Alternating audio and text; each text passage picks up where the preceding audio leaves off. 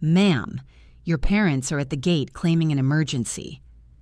Those words from my security team made me smile, not the warm kind of smile you give to loved ones, but the cold, satisfied smile of someone who had waited 7 years for this exact moment.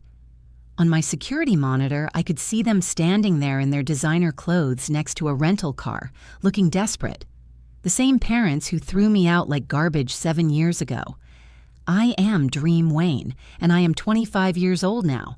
But let me take you back to when I was 18, standing in our family living room on what should have been my birthday celebration. Instead, my mother was screaming at me with a rage I had never seen before. Her face was twisted with disgust, her recently Botoxed forehead trying desperately to wrinkle as she pointed at the door. "You're a worthless mistake of my past," she said. "Get out and never come back." Before I continue, please hit that like button and let me know in the comments where you're tuning in from and what time it is there. Thank you. That March evening started like any birthday should.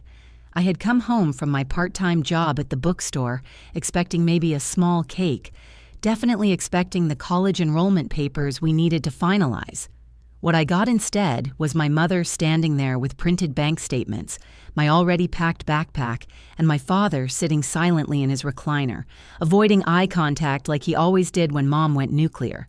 She revealed everything in one brutal monologue. I was not my father's daughter. I was the product of an affair she had had 18 years ago with someone she refused to name. She had kept me out of guilt, but now that I was legally an adult, her obligation was over. The college fund they had promised was already spent on renovating the kitchen last year. The enrollment I was counting on? She had called that morning to withdraw my acceptance.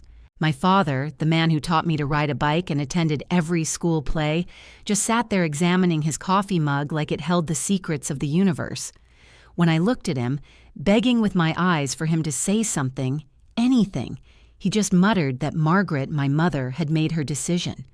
18 years of calling him Dad, and he chose her without a second thought. The cruelest part was not even the revelation about my biological father. It was finding out this had been planned for 6 months. 6 months of family dinners where she smiled at me, knowing she was counting down the days. 6 months of helping me apply to colleges she knew I would never attend. 6 months of letting me dream about a future she had already stolen. She handed me the backpack with exactly $47 inside, money she claimed was generous considering I was not really family. Then she physically pushed me toward the door, her manicured nails digging into my shoulder. The neighbors were probably watching, but she did not care. In fact, I think she wanted them to see, to have witnesses to her grand performance of throwing out the trash. 20 minutes. That is how long it took to go from having a family to having nothing. 20 minutes to destroy 18 years. As I stood on the front porch with my pathetic backpack, I heard the deadbolt click. Through the window, I saw her pouring herself a glass of wine, already celebrating my absence.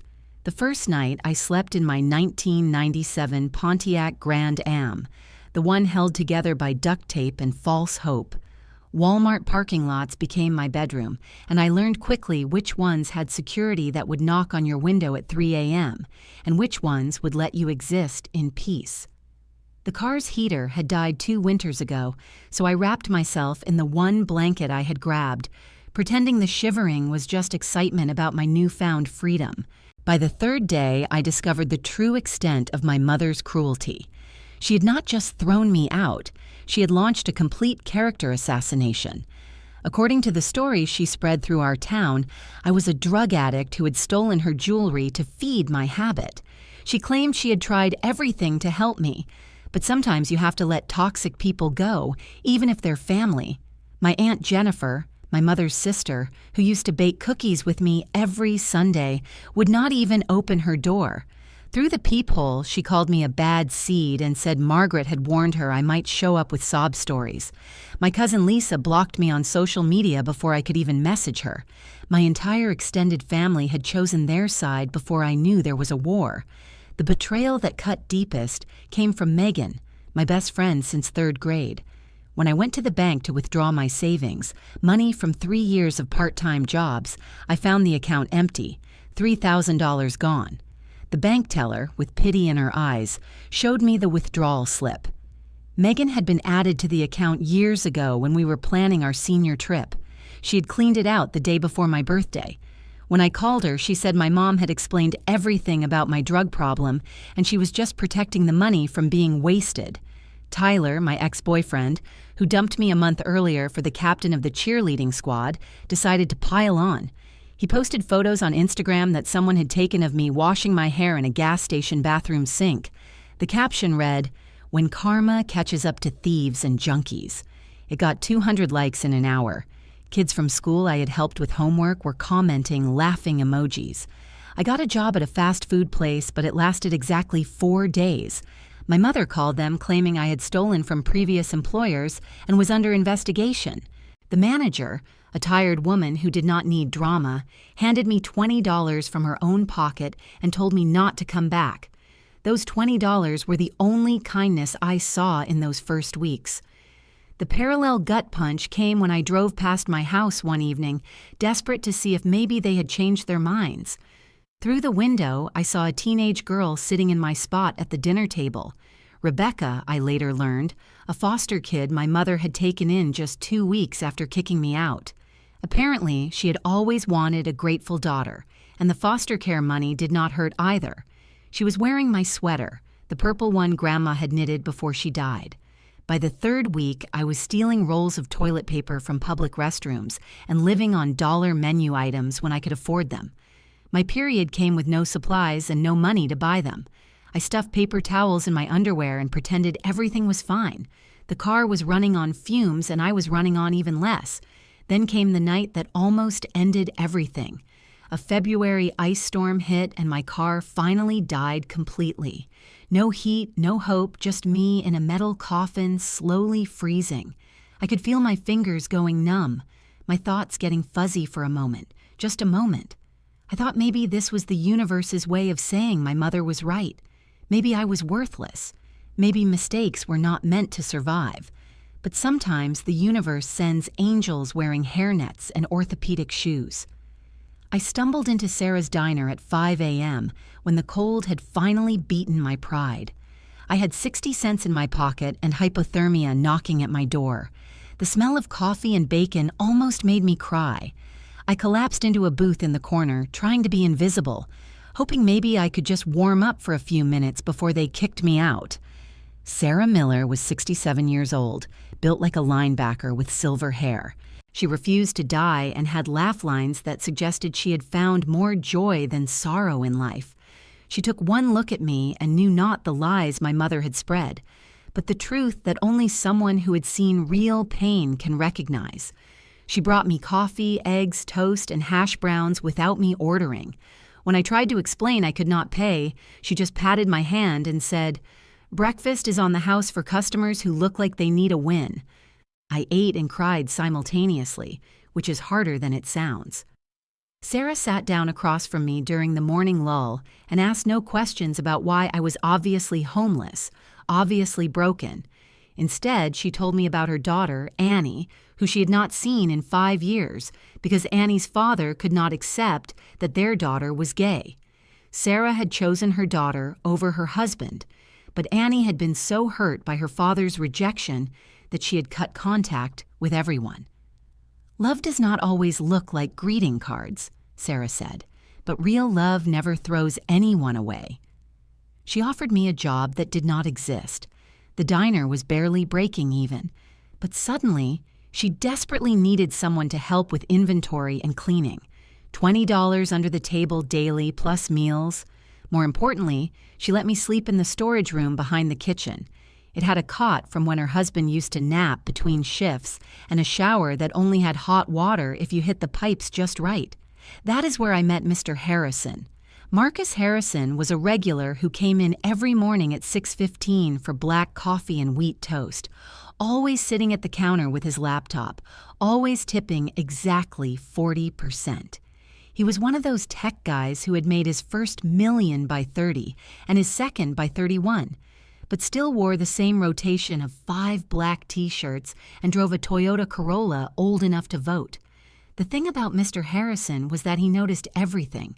He watched me reorganize Sarah's entire reservation system, using different colored sticky notes for different time slots, turning chaos into color-coded efficiency.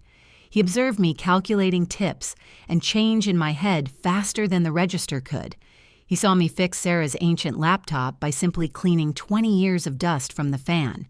One morning, after I had been there 3 weeks, he asked me a simple question about how I would solve the scheduling problem at his startup. They had 50 employees across 3 time zones and could not figure out how to coordinate meetings without someone always getting screwed. I grabbed a napkin and sketched out a solution involving rotating sacrifice zones, so everyone shared the burden of bad meeting times equally. It took me 5 minutes to solve what his team had been struggling with for months. That is when my mother tried to reach into my new life and poison it too. She sent a cease and desist letter to the diner, claiming I was using the Wayne family name fraudulently and damaging their reputation. Sarah laughed so hard she nearly broke a rib. She framed the letter above the coffee machine and told everyone it was the funniest thing she had read all year. Mr. Harrison offered me an internship at his startup the next day, $15 an hour, which seemed like a fortune. But more importantly, he said he saw something in me that reminded him of himself at that age, hungry, angry, and too stubborn to quit. The only catch was that I would need to learn basic coding, which seemed about as likely as my mother apologizing. Sarah let me use her ancient computer after closing time. I spent every night from 10 p.m. to 3 a.m. teaching myself from YouTube videos and free coding websites, surviving on coffee and determination. The storage room became my dorm room, office, and sanctuary all rolled into one. The next 3 years were a blur of 18-hour days and 5-hour nights. I would work at the diner from 5 a.m. to 9 a.m., making enough to eat and save a tiny bit. Then I would head to Mr. Harrison's startup where I was supposedly just an intern, but actually became the person who solved problems nobody else wanted to touch. The breakthrough came during my lunch breaks. While eating my sandwich in the break room, I overheard nurses from the hospital next door complaining about their scheduling system. They were using a combination of Excel sheets, WhatsApp groups, and actual paper that somehow always resulted in either too many people or not enough people on shift.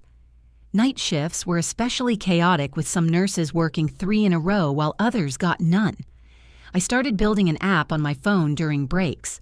Nothing fancy, just something that could track availability, preferences, and fair distribution. I tested it with the 5 nurses who ate at Sarah's regularly, and within a month they were begging me to share it with other departments. Mr. Harrison caught me coding it one day, and instead of being angry I was working on something else, he became my first investor, $5,000 for 10% of whatever this became. 6 months later, MedShift had 100,000 downloads. Hospitals were calling, asking for enterprise versions. I was 21 years old, still sleeping in Sarah's storage room. But suddenly, I had a bank account with 6 figures. The first $1 million in revenue hit exactly 3 years after my mother threw me out. If you're enjoying Dream's journey from homeless to CEO, please subscribe to the channel. Your support truly helps me share these stories, and I read every single comment. Thank you so much. The irony was beautiful. My parents tried to claim credit when a local newspaper mentioned the app's creator was from our town. My mother told her country club friends that she had always encouraged my interest in technology, that she had bought me my first computer. The same woman who had canceled my college enrollment was now taking credit for my success. She knew nothing about it. I hired carefully, building a team of other rejects and throwaways, kids who had aged out of foster care, veterans nobody would hire, single moms who needed flexible schedules. We called ourselves the Island of Misfit Toys, and we were about to build an empire. Marcus Harrison watched with pride as his $5,000 investment turned into $5 million in valuation. But I was playing a longer game. Every dollar I made, I saved 80 cents. I lived on ramen and determination while building something bigger. I hired a lawyer to create an LLC structure so complex that nobody could trace the ownership back to Dream Wayne. To the world, I was still the drug addict daughter who disappeared into shame. My mother was still telling people I had probably overdosed in some alley, using my tragedy as social currency for sympathy at her book club. The years between 21 and 24 were when I transformed from survivor to predator. Not the kind that hurts innocent people, but the kind that hunts those who deserve it. My company was not just growing, it was exploding. We expanded from hospital scheduling to entire healthcare management systems. Every month, the valuation doubled. Every quarter, another competitor tried to buy us out. I finally moved out of Sarah's storage room when I turned 22, but not into some flashy penthouse. I bought a modest condo in a building where nobody asked questions, and the doorman minded his own business.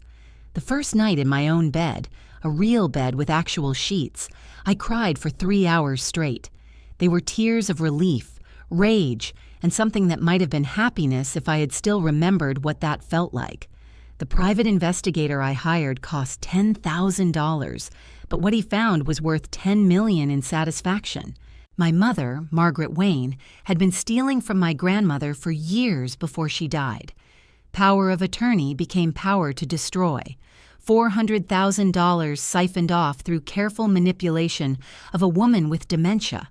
The money that should have been my inheritance, split between me and my cousins, had gone to my mother's shopping addiction and my father's failed business ventures. But here is where it gets interesting.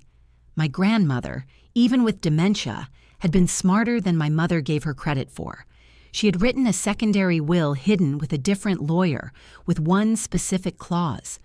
If any grandchild was abandoned or disowned by their parents before age 21, they would inherit everything upon proving their success.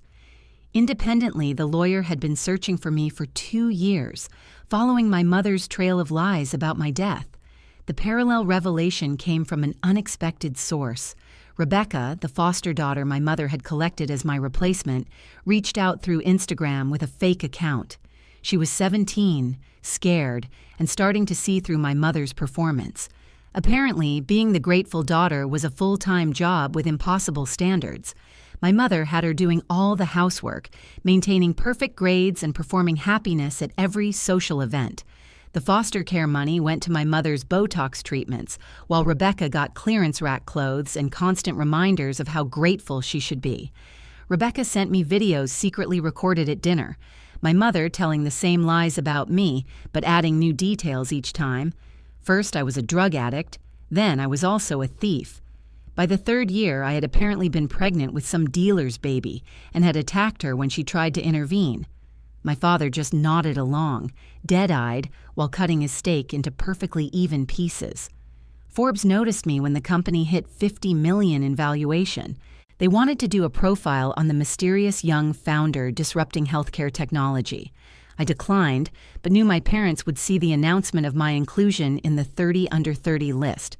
The photo they used was from a tech conference where I had spoken on a panel about innovation.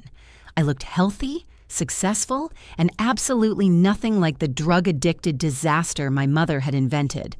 The panic was immediate. My mother called Mr. Harrison's company, trying to verify if it was really me. She called Sarah's diner demanding to know if I had been there. She even tried to call my company directly. But my assistant Jerome, who had aged out of foster care at 18 and understood exactly what toxic parents looked like, told her that Dream Wayne was unavailable indefinitely. He said it with such satisfaction that I gave him a raise just for the tone of his voice. I kept building, kept growing, but now with purpose beyond survival. Every move was calculated. I incorporated in Delaware for the tax benefits, but kept the money flowing through shell companies that all led back to one truth.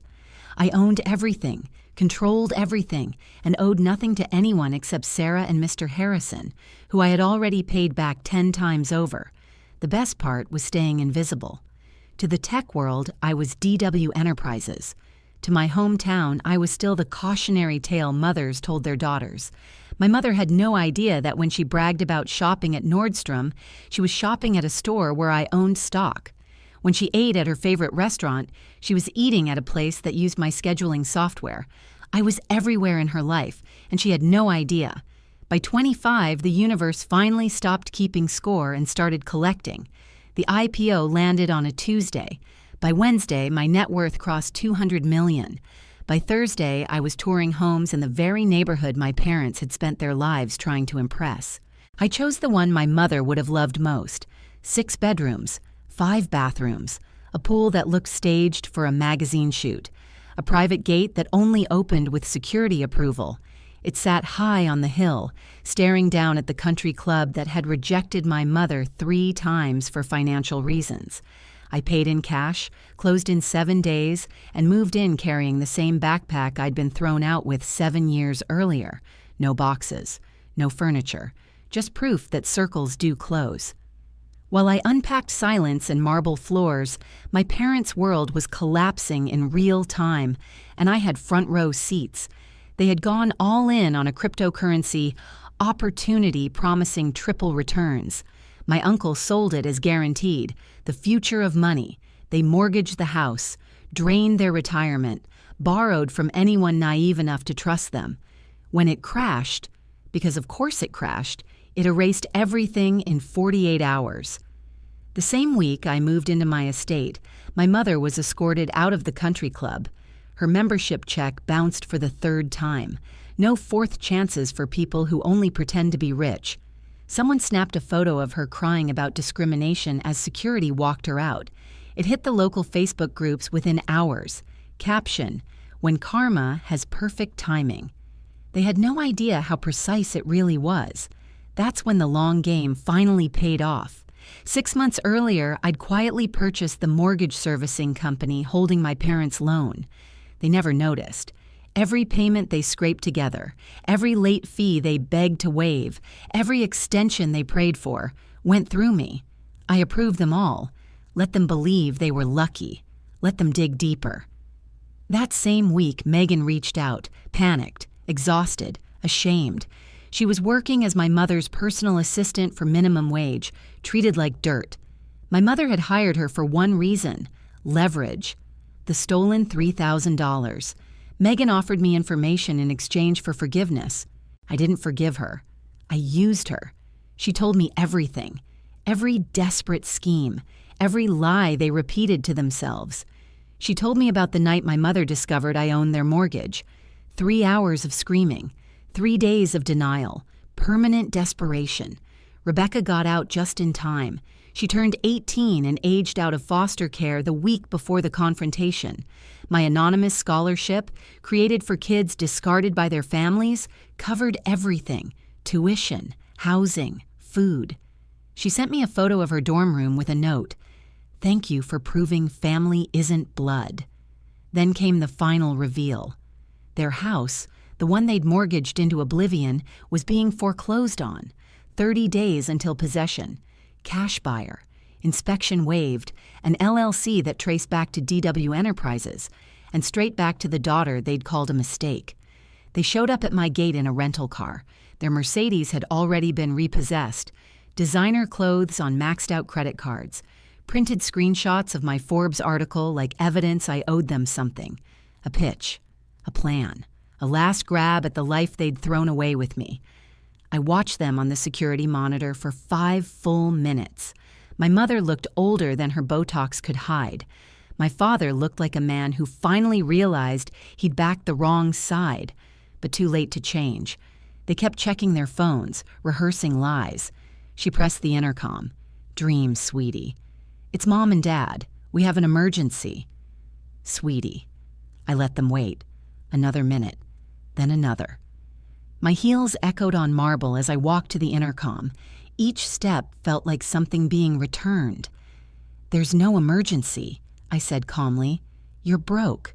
You're being foreclosed on. You found out I own your mortgage, and now you're here to beg. That's not an emergency. That's consequences." She tried remorse, then confusion, then victimhood. I shut it all down. Rebecca called at exactly the right moment. On speaker. Truth delivered cleanly. My mother's mask cracked. I reminded her she was on camera. My father made one last attempt. "We raised you. Doesn't that count?" "You did the legal minimum to avoid prison," I said. Congratulations. When my mother hissed that I owed them, I pulled up their account. I'm giving you $47, I said. The same amount you gave me when you threw me out, applied to your mortgage. You're welcome. She screamed, threatened lawsuits, exposure. Please, I said, tell everyone. I'll bring the receipts. Security arrived right on time. As they were escorted away, I gave them my final answer. You called me worthless. Turns out I was priceless, just not to you. The fallout was fast. News headlines, recordings leaked, forensic accountants got curious. My grandmother's stolen money surfaced, $400,000 through 17 accounts. By Friday, my father filed for divorce. By Monday, investigations began. Patterns repeated, just not in their favor. I bought my childhood home at auction, one bidder, cash only, and donated it to become a transitional shelter for foster kids aging out alone. Some cycles end with revenge, others end with purpose. This one did both.